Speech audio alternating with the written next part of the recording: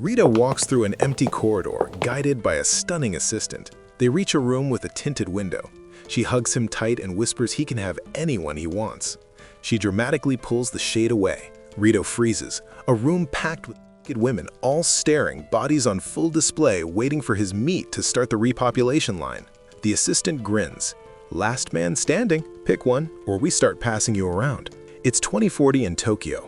Rito professes his undying love to Arisa, but she gently tells him he's a little late. They've known each other since childhood, but he won't be around much longer. He's been diagnosed with cellular sclerosis. The cure is expected in about 5 years, so cryosleep is his only option. He doesn't expect Arisa to wait for him.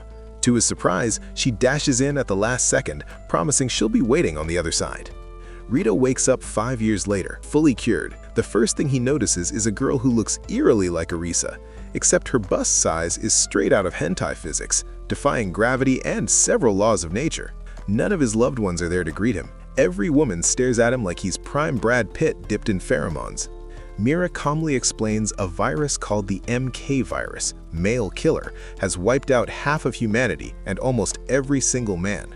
Rito is one of only 5 dudes left breathing. Mira drops to her knees and begs him to save humanity by turning his baby maker into an overworked industrial piston for roughly 5 billion women.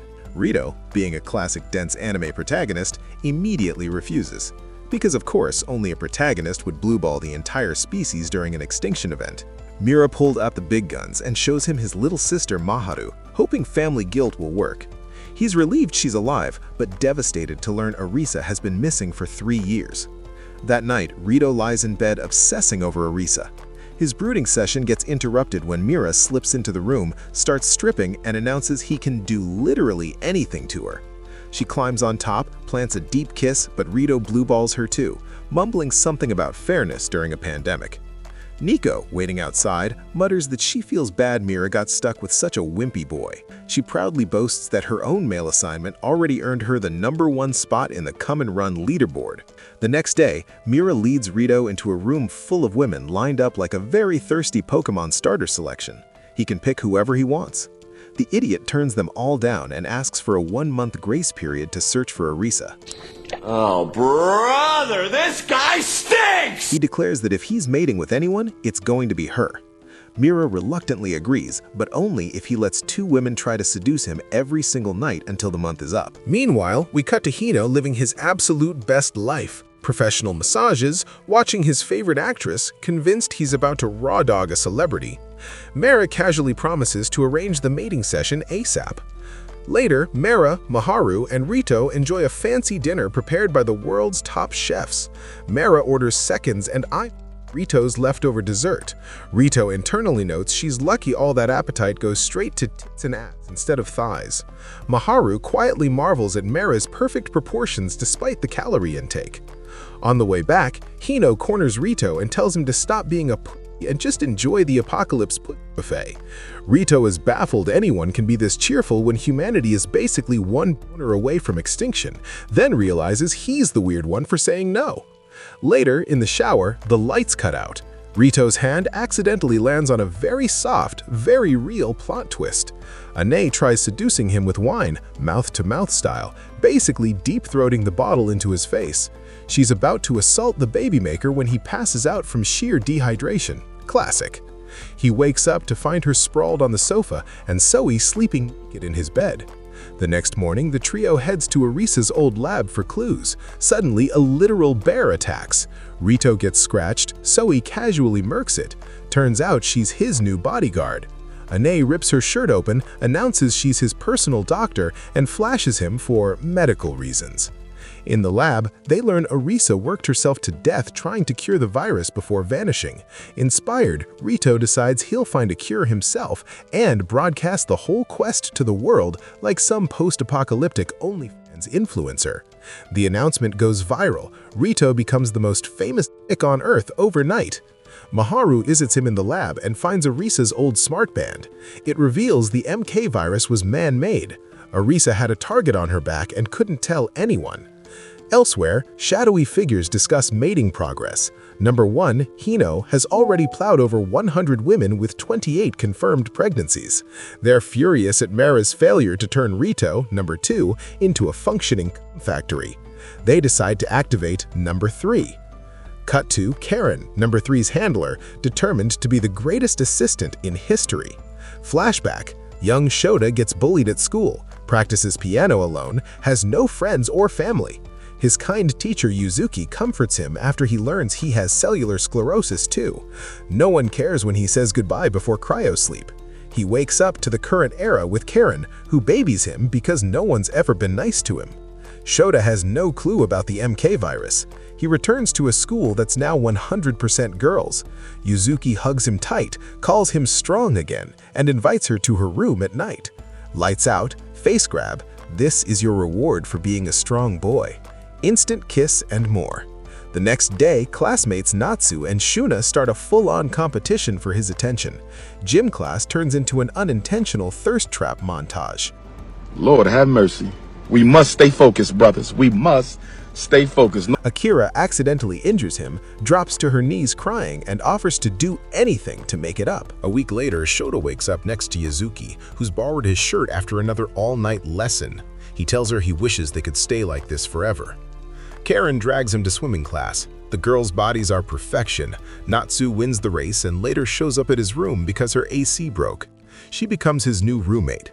The next morning, she's still in pajamas and asks him to help undress her because the maids always did it back home.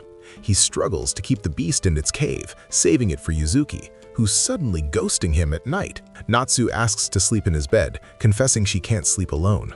She admits she was supposed to marry a 40-something creep before the virus. The pandemic killed billions, but she calls it the best thing that ever happened to her. Shota agrees, it's the best thing that ever happened to him too. They kiss.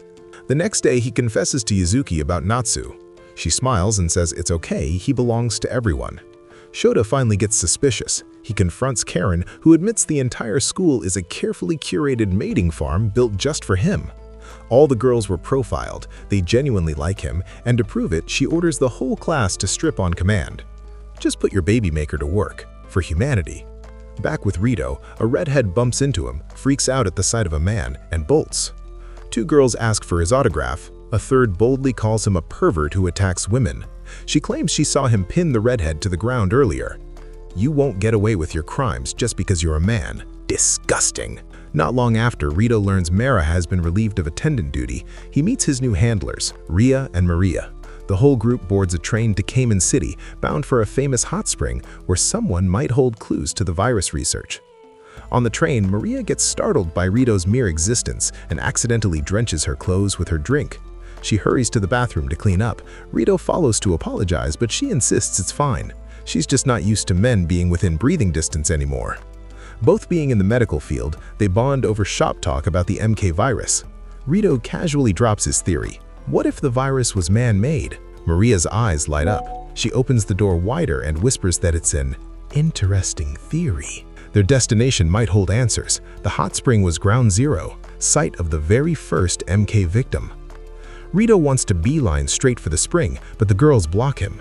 Ane grabs his hand and purrs that she'll wash his back as thanks for always helping her out. He protests that the girls are the ones constantly helping him. Ane smirks. Then it's your sacred duty to give every girl here a thorough back scrub. Resistance is futile. Reito ends up on soapy hard labor duty, scrubbing backs like it's community service for the end of masculinity. When he reaches Maria, his eyes betray him and start wandering south.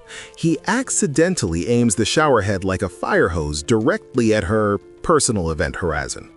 Ane is last. She demands hands only, no towel, her skin is too sensitive.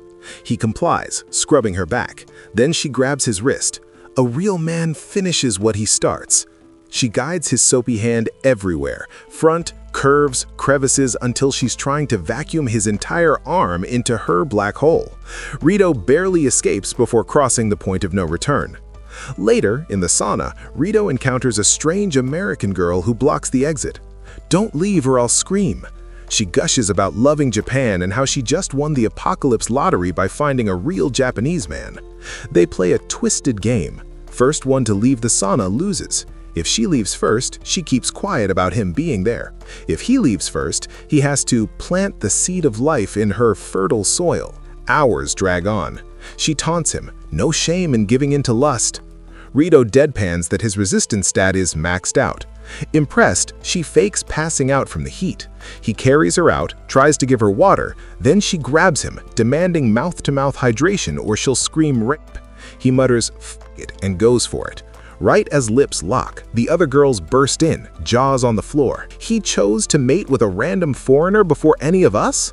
Meanwhile, Hino, humanity's undisputed #1 seed spreader, is getting bored of plowing the same rotation every day. He ventures to the refugee camps for fresh conquests and immediately fixates on Mizuhara, completely unaware she's Reito's little sister.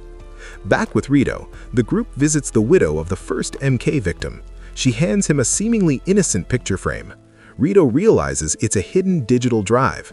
Using Arisa's old smartband, he unlocks files proving the MK virus was engineered, man-made genocide dressed as pandemic. Even worse, Maria has been begging for funding to research a cure, but the government keeps slashing her budget and blocking access to classified vaccine data.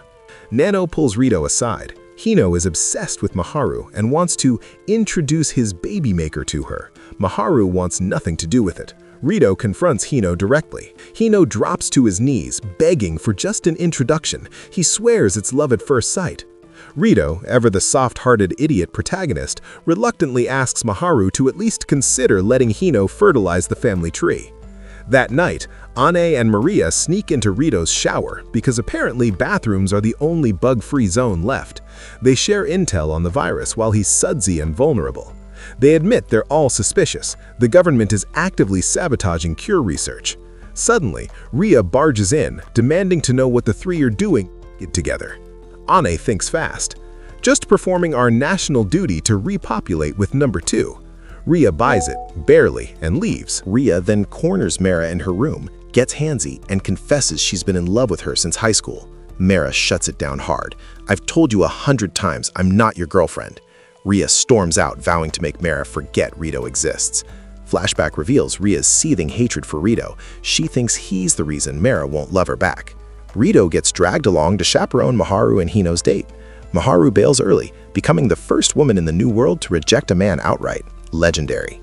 While that's happening, Reito, Ane, and Maria tap into an old underground computer network for secret research. Soy stands guard like a loyal attack dog. Maria uncovers something horrifying. Every colleague who ever tried to seriously research an MK cure has either been murdered or hospitalized into permanent silence.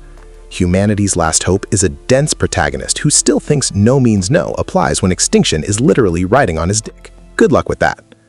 Thank you for watching, guys. If you love animation movies, please subscribe to this channel and keep watching. Bye.